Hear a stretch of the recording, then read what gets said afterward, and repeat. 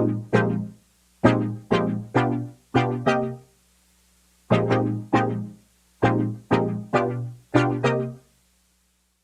teman-teman, kembali lagi di program Onta Balap.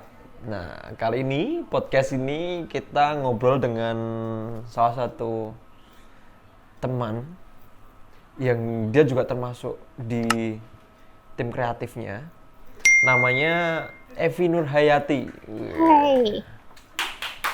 Nah, Pakai sound aja tepuk tangan. Evi ini terkenal dengan dia di organisasinya gitu. Ini kalau ngomong-ngomong organisasi, kapan sih Evi pertama kali terjun ke organisasi gitu? Waktu SMK sih aku tuh. SMK OSIS ya? Bukan, PMR. Oh, PMR. Oh, ini Palang Merah Remaja. Ya. Iya, jadi tim P3K gitu ya. Nolongin orang sakit gitu. Oh, gitu. Orang Nah, terluka gitu. ini ya waktu kegiatan sekolah ya terutama ya. Tapi itu pengalaman yang dapetin dari situ apa sih? Dari SMK Banyak itu. ya. Kalau di organisasi itu kan yang lebih penting itu kayak solid, terus kekeluargaannya kayak gitu. Jadi dari situ tuh kayak belajar untuk kita lebih sosialisasi, terus lebih kita namanya juga makhluk sosial ya. Iya, Kita betul. membutuhkan orang lain kayak gitu. Dari situ sih yang aku dapetin kayak gitu. Oh, terus dengar-dengar nih si Epi ini pernah menjabat sebagai ketua di salah satu organisasi di UKM Kampus Komunikasi ya. Betul. Udah stalker ya, Mas? Tim kreatif Oh, biasa, ya kan kita harus tahu dulu nih siapa. Oh nih. iya, benar-benar. Nah, itu menjabat selama berapa tahun itu? 1 tahun. 1 tahun aja ya, 1 tahun. Oh, Iya. memang Cukup pergantiannya 1 tahun. 1 tahun. Iya, 1 tahun. Oh gitu. Di situ apa aja suka dukanya? Apa ya? Biasanya kalau ketua tuh banyak dukanya. Iya, banyak dukanya Banyak dukanya. sih. Anggotanya yang salah, ketuanya yang dapat kayak gitu. Iya. Oh, Tapi ya apa ya suka dukanya? Banyak sih. banyak ya. Banyak pengalaman kayak gitu. Karena kan di organisasi yang pas di kampus itu baru banget ya. Aku tuh kayak newbie lah kayak gitu. Iya. Nah, dapat kayak pembelajaran gitu dari teman-teman itu sukanya kayak gitu kan. Karena kan Betul. aku tuh emang suka dunia yang baru kayak gitu loh. Oh, iya iya. Lebih Tapi kan setidaknya si Epi ini kan pernah ada pengalaman di SMK. Jadi tinggal meningkatkan ya. Tapi pas di SMK saya tuh pendiam. Pendiam. Pendiam. Di organisasi itu pendiam. Kok bisa pendiam? Iya, emang Pendiam saya, terus habis itu jadi motorik si organisasi. saya juga nggak tahu, Mas. Kok Saya tuh emang basicnya tuh pendiam sih. Nggak tahu kenapa pas di organisasi itu jadi ketua itu juga nggak tahu kayak gitu. organisasi apa sih di UKM apa? Akindo TV. Oh, Akindo TV ya. Oh, berarti itu berarti TV komunitas ya masuknya ya. TV komunitas. Berarti itu nggak hanya itu sebagai ketua, apakah Epi ini kayak semacam di program-program yang harus televisi banget atau enggak sih, atau memang ada program yang off airnya? Kalau aku tuh kebetulan fokus ke manajemennya sih. Oh, ke manajemennya ya. Karena Berarti kita kan lebih dibagi-bagi menata. gitu, lebih menata Betul. manajemennya kayak gitu. Gimana sih cara biar anggotanya tuh solid, terus anggota yang di bawahnya, pimpinan Oke. seangkatan kayak gitu. Gimana Berarti sih kayak caranya? lebih ke manajemen SDM-nya ya. SDM-nya kayak gitu. Jadi Oke. apa namanya ya? Soft skill-nya kayak Soft gitu loh, skill, yang oke. main di situ. Iya ya. Emang Evi ini soft skill-nya apa sih yang pengen ditingkatin? Soft skill apa kalau kamu? Public speaking sih. Public speaking ya. Oh, pengen. Tapi ini udah kalau public speaking itu kan biasanya kita harus belajar banget bahasa internasional ya. Iya.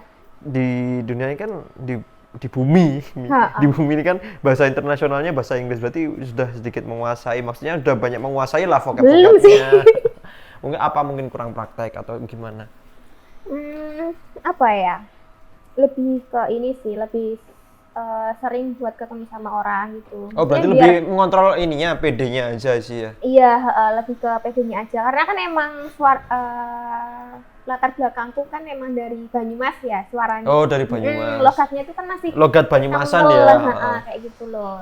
Awal-awal ya kayak agak insecure kayak gitu loh, Mas. Insecure. Kenapa harus insecure? Gitu loh. Karena merasa beda aja kayak gitu loh. Pas udah masuk di Jogja kan bahasanya halus gitu. Sedangkan di daerah di asalku itu tuh kasar kayak gitu loh. Kasarnya seperti apa, Epi? Iya, kasar aja kayak gitu. Kayak aku ngomong biasa tapi dikira ngegas. Oh, berarti ini ya intonasi. Iya, perkara intonasi. Oh, jadi Epi memutuskan untuk soft skill-nya untuk belajar public speaking untuk gitu sih. Biar aku ngomong ke orang itu tuh kayak ini loh, aku yang mau sampaikan, aku tuh nggak marah, aku tuh nggak ini kayak gitu.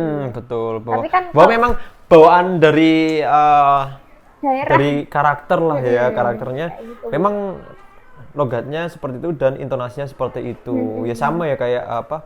Mungkin kalau orang Medan, ya, sama terus kayak gitu. orang Timur punya mereka ngomongnya agak kencang, sedangkan di sini kita pelan terus halus kayak gitu loh. Iya. Terus aku juga dapat ini info katanya Evi ini sangat mengagumkan Iqbal. Iqbal Cowboy Junior. Nah, ini mungkin kalau Iqbal nonton, nah ini salah satu penggemar beratnya. Halo, ada Iqbal. cerita itu katanya. Itu ceritanya gimana? Apa ya? Kenapa sih? Saya tahu aku tahu pertama kali Aku jadi deg-degan sih. Iqbal itu di filmnya Lima Elang kalau nggak salah, yang Pramuka. Itu. Iya. Awal-awal aku ngefans sama Iqbal itu awalnya tuh bukan Iqbal sih aku ngefansnya. Oh. Sama Aldi. Oh, Aldi. Terus kenapa bisa berpaling ke Iqbal? Lebih ganteng, Mas. Oh, lebih ganteng, oke. Berarti lebih karismatik atau gimana? Oh. Suka poninya aja kayak gitu. Itu apakah sampai di kamarnya ada poster? Dulu pernah pas di rumah. Oh, pernah ya. Pernah. Nyampe temenku tuh ngadu aku pas ulang tahun nih posternya Cowboy Junior. Oh. Kalau tur Cowboy Juniornya pernah ikut nggak? Pernah nonton? Cerita menarik ini. Nah, itu gimana? Dulu tuh waktu aku masih SMP kalau nggak salah, itu kan ada kayak turnya Cowboy Junior gitu. Nah, Purwokerto itu tuh salah satu kota termasuk gitu. Oh, deket ya Banyumas sama Purwokerto. Itu ya paling 30 menitan lah dari rumahku kayak gitu. Nah, itu tiketnya masih murah banget ya. Kalau buat aku sekarang itu murah banget. Itu cuma 100.000. 100.000? Cuma 100.000. Tapi kan dulu zaman tahun berapa itu? Tahun berapa ya? Aku SMP itu antara 2013 apa ya? Oh, oke. 2013an kayak gitu. Terus buat ngumpulin uang 100.000 tuh susah banget gitu loh. Susah banget kayak gitu. Udah ngumpulin tiap hari tak sisihin gitu. Karena kebetulan aku SMP itu kan jalan kaki karena deket kayak gitu. Oh, deket sama sekolahan ya? Rumah sama sekolah tuh deket. Jadi nggak ada spare lebih kayak gitu loh buat uang saku kayak gitu. Jadi ngumpulin 100.000 tuh lama banget kayak gitu. Akhirnya kekumpul berapa lama itu? Berapa minggu itu baru kekumpul? Akhirnya aku nggak jadi nonton. Padahal udah niat ya, udah nawa itu mau nonton sang idola. Deket lagi ya, kapan lagi? Iya kan? Mau hore-hore kayak gitu tapi iya, oke. Besok karena nggak dapet izin sih. Berarti kita harus ngundang Iqbal. Oh iya. kita harus satuin frame. Iya, kita harus ini masukin frame-nya Iqbal ya. Oke. Nah, ini nih. Ini dari tim kreatif nih udah nyiapin pertanyaan buat Epi untuk dijawab ya. Nah, menurut Epi, hal apa saja sih yang menurut Epi ini penting? Penting dalam hal apa nih? Mungkin lebih ke kehidupan sih. Hal penting dalam kehidupan. Bahagia sih.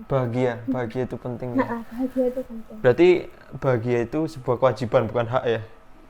Ya, kita wajib bahagia kayak wajib gitu loh. Bahagia. Kalau menurutku kita tuh wajib bahagia walaupun kita mungkin stres ya karena kerjaan, terus karena beban hidup kayak gitu. Kita tuh harus wajib bahagia kayak gitu. Oke, kita hadapi tetap dengan senyuman. Oke. Gitu. Berarti kayak lagunya Dewa, hadapi dengan senyuman. Iya, hadapi dengan senyuman. Betul. Nah, ini terus menurutmu akan seperti apa sih kehidupan ideal kita di 5 sampai 10 tahun ke depan? hidupnya ideal. Iya, Kayak menurut Evi ini, menurut Evi ini menurutku. 5 sampai 10 tahun ke depan itu kira-kira hidup ideal tuh menurut Evi itu seperti apa gitu? 5 sampai 10 tahun ya. Hmm. Kira-kira itu kan aku udah umur sekitar 28. Ya, udah duduk manis kayak gitu ya, duduk manis, leha-leha. Uang tuh ngalir sendiri kayak gitu loh. Ya. Oke. Karena Visi kan, foya, misi foya. Visi misi foya foya. Kita hidup hura-hura mati masuk surga gitu maunya. Oke. Nah, ini lanjut lagi. Apa sih yang Evi takutin yang apabila terjadi di masa depan? Apa ya? Yang paling aku takutin tuh ketika aku belum bisa jadi apa-apa, sedangkan orang tua tuh semakin tahun tuh semakin tua. Semakin menua ya, waktu nggak bisa diulang nggak bisa kembali. diulang lagi kayak gitu. Dan nggak bisa di pause. Cuma ada di film tuh yang bisa kayak gitu. Iya, kayak seandainya kalau ada waktu yang bisa diputar lagi, diulang lagi gitu, mesti bakalan hidup lebih baik lagi kayak gitu loh. Kayak kita tuh udah tahu ini tuh bakalan jadi kayak gini, kayak gitu, kita harus lebih baik gitu. Tapi kan namanya hidup nggak bisa dibalikin lah. Tapi Epi punya nggak sih janji pribadi untuk orang tua gitu? Kalau janji nggak ada sih. Apakah Epi mau memberangkatkan haji atau mungkin dibelikan, mungkin ibu bapaknya mau dibelikan ini mobil sport? Itu Allahu alam ya. Tapi enggak, maksudnya dari pribadi ada nggak keinginan sih, maksudnya kayak janji aku besok pokoknya kalau aku udah punya uang nomor 1 adalah orang tua haji dulu atau apa gitu, ada nggak sih janji untuk orang tua? Kayak ada motivasi kayak gitu. Maksudnya kan orang tua tuh udah ngebesarin aku dari kecil lah itu kan, udah ngedidik aku, udah nyekolahin aku gitu. Mesti walaupun sama orang tua tuh aku tuh nggak dituntut buat jadi apa-apa kayak gitu loh. Kayak ya udah kamu jalanin, kamu tuh pengen jadi apa ya kamu jalanin kayak gitu. Tapi nanti semisal ada sesuatu di jalan itu ya itu pilihanmu kayak gitu. Oke, berarti yang penting let it flow aja. Jadi emang aja. Ada sih kayak gitu. Ada ya. Gitu. Oke. Nah nih, terus lanjut nih. Apa sih kenangan terbaik dan terburuk waktu masa kecilnya si Epi? Terbaik itu yang paling maksudnya tuh terkesan banget. Iya, mungkin kalau terbaik bisa dibilang terkesan juga sih ya. Apa sih kenangan yang paling mengesankan menurut Epi waktu masa kecil? Banyak sih sebenarnya tuh. Apa? Ini loh, aku tuh takut banget sama jarum suntik. Oh, jarum suntik. Duh, terus kan waktu SD kan tetap imunisasi. Lah itu. Kenapa itu? Kan jadinya tuh ceritanya begini ya. Waktu SD kelas 1, kelas 2, kelas 3 itu tiap tahun dapat imunisasi gitu. Gratis dari sekolah kayak gitu. Iya, betul. Tapi kan aku takut banget kayak gitu. Nah, dulu tuh kayak diiming-imingin itu loh mas. Kayak ini ya nanti kalau kamu biar ini dikasih inilah achievement ya. Kalau ini kalau kamu ini nanti tak kasih ini gitu ya. Kasih ini kayak gitu. Dulu tuh masih jaya-jayanya, boleh sebut merek nggak sih ini? Boleh, nggak apa-apa. Mungkin nanti mereknya mau built-in di sini. Itu tuh jaya-jayanya merek Wolf. Oh, ini ya, es krim ya. Es krim Wolf itu. Dulu tuh masih 2000-an itu tuh. Oh iya? Masih 2000-an, 3000-an itu. Nah. Yang pelangi itu ya? Pelangi, coklat, terus strawberry itu tuh pokoknya itu tuh. Yang bungkusnya warna kuning, aku tuh masih ingat banget. Iya. Terus habis itu tuh, karena aku takut banget gitu, aku paling terakhir kayak gitu. Aku paling terakhir. Itu kan kalau imunisasi 2 kali suntik ya, 1 di jari buat golongan darahnya. Oh, kalau aku udah tahu golongan darahku dari TK gitu. Jadi cuma di lengan aja. Cuma di lengan aja. 6 bulan sekali tapi itu. Terus habis itu tuh ini karena takut akhirnya aku tuh marah-marah gitu. Emang aku tuh terkenal galak sih dari gitu. Berarti diam-diam tapi marah-marah ya?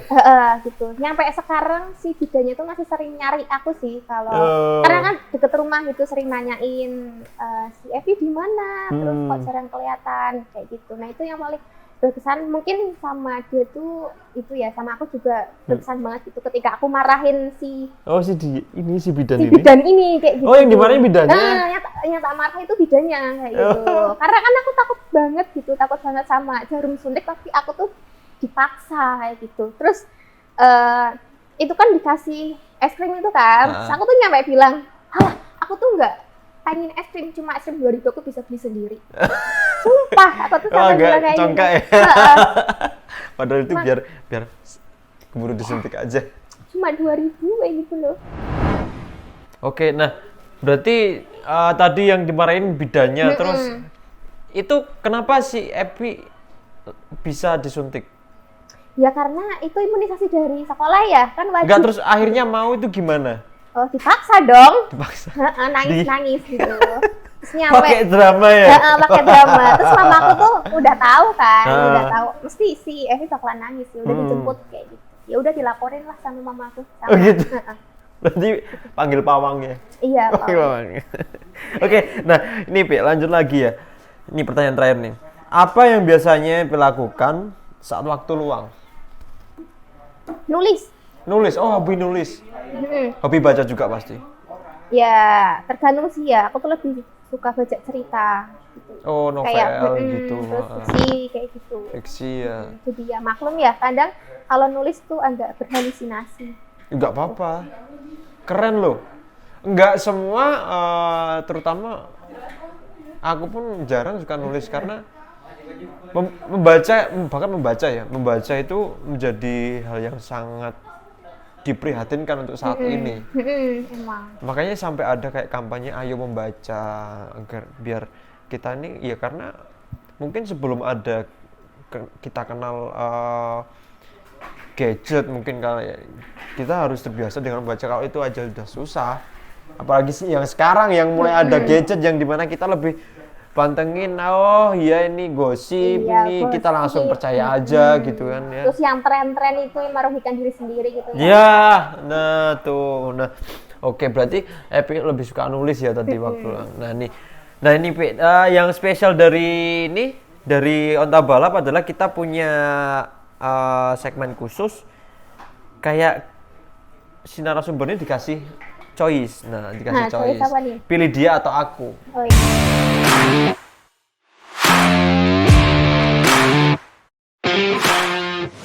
iya. Pertanyaan nih. Nah, sekarang nih pilih dia atau aku. Ngambek atau emosi? Emosi dong. Emosi ya? Lebih ngeluapin ya daripada gitu aja. Nggak suka yang ngapet-ngapet kayak gitu. Emosi udah. Berarti lebih diluapin aja ya? Oke, terus. Nggak baik juga kalau nahan. Betul. Nahan diri kayak gitu kan. Kayak. Walaupun sama semuanya nangis ya. Tapi kan enak kalau diluapin kayak gitu loh. Keluar semua gitu ya. Keluar nggak kebun binatang? Nggak. Ya kadang sih. Oke. Nanti terus mengumpat atau to the point? To the point. To the point ya. Oh, yang benar. Cewek kan biasanya ini lebih sering gosip nih. Ya, apa ya? Ada sih, ada fase menggosip, ada fasenya to the point gitu. Oke. Tapi kan, lebih sering mana? Aku sendiri. To the point sih. To the point ya. Oke. Jadi nggak usah fafifu langsung. Iya, mau apa kayak gitu loh. Iya, betul. Nah. Oke, nih. Roti atau gorengan? Roti dong. Roti, kenapa? Kenyang kalau makan roti. Nggak ada masa kelam apa dengan gorengan? Nggak ada sih. Nggak ada ya? Nggak ada. Roti ya, roti lebih kenyang gitu loh. Oke, nih. Dicintai atau mencintai? Aduh, berat bos. berat sama dipikul, ringan sama dijinjing. Aduh, berat itu tuh pertanyaannya. Nah ini dari tim kreatif nih, dicintai atau mencintai? Apa ya? Karena aku tuh cewek gitu ya, kata orang tuh kalau cewek tuh mending dicintai daripada mencintai. Tapi nggak ada salahnya juga kan kalau kita ada dong, nggak gitu. Ada, sah-sah aja tuh. Itu hak masing-masing kok. Benar. Iya kan, toh juga yang ngerasain pribadinya masing-masing, iya kan, semua ada prosesnya. Nah, yang terakhir nih, di prank atau dikerjain? Ya, itu tuh sama aja ya. Ini gimana sih? Beda nggak sih di prank sama dikerjain? Beda. Bedanya apa? Oh, mungkin kalau dikerjain lebih short, apa nih dikerjain? Bedanya apa sih ini dikerjain sama di prank nih? Jawab aja apa tuh? Di prank, dikerjain. Kayak apa ya? mending di dikerjain deh. Dikerjain deh. Sering dikerjain soalnya. Oke. Nah ini udah habis nih. Nah, terus ini tadi kan Epi cerita kalau orang tua itu ini kayak menghimbau Epi untuk let it flow aja, jalanin aja, dan Epi pasti bersyukur dong dengan kondisi seperti itu karena nggak semua orang tua kan seperti itu ya. Ada orang tua yang memaksakan anaknya untuk kamu harus jadi ini. Kalau kamu nggak jadi ini ya udah gitu. Pokoknya kamu nggak mau harus jadi ini. Nah, tapi terus kemudian aku pun melihatnya, ini bersyukur sekali dengan yang seperti itu ya karena. Terus apa sih yang mau Epi ucapkan ke orang tua itu? Kalau aku mau ngucapin sesuatu ya pasti makasih buat mamaku, buat papaku, terus keluargaku sama adikku juga kayak gitu. Karena apa ya? Dulu tuh emang sedikit dituntut sih aku tuh, sedikit dituntut. Tapi setelah mungkin karena melihat aku semakin dewasa gitu tuh, jadi mereka kayak ya udah jalanin aja, kamu mau pilih apa kayak gitu. Nah aku cuma mau ngucapin terima kasih sih kayak itu sama orang tua yang nggak nuntut aku buat kayak gimana kayak gitu. Karena itu tuh buat aku kalau misal dituntut bakalan jadi tekanan ya. Iya betul. Gitu. Apalagi kan aku anak pertama, cucu pertama. Dari mamaku juga cucu pertama, dari papaku juga cucu pertama. Oh gitu. Iya, dari dua keluarga besar ya. Nah dari mamaku juga anak tunggal kan mamaku gitu. Oh gitu. Jadi tambah tekanan sih kalau misal aku harus dituntut buat ini. Iya gitu. Tapi ya itu sih, kalau misal aku udah ngambil keputusan suatu ketika pasti di jalan tuh ada kayak kerikil kayak gitu kan. Ya namanya jalanan itu kan semua segala hal apapun itu pasti yang namanya hambatan itu pasti ada. Karena semua ada yang namanya proses. Lah ya itu. Jadi kalau kamu jatuh ya kamu bangun sendiri kayak gitu. Oke. Kamu harus siap sama konsekuensinya kalau kamu ngambil keputusan ini. Baik, ya. Inspiratif ya. Oke, jadi itu tadi obrolan saya dengan Epi Nurhayati. Nah, buat teman-teman Onta Balap, penonton setia, jangan lupa subscribe, like, komen, dan share ya. Dan jangan lupa kalau mau ada siapa sih yang mau dipanggil di podcast ini, mungkin bisa komen di kolom komentar. Nanti sebisa mungkin lah diusahain gitu ya. Oke, sampai jumpa di episode selanjutnya mungkin. Bye. Dadah.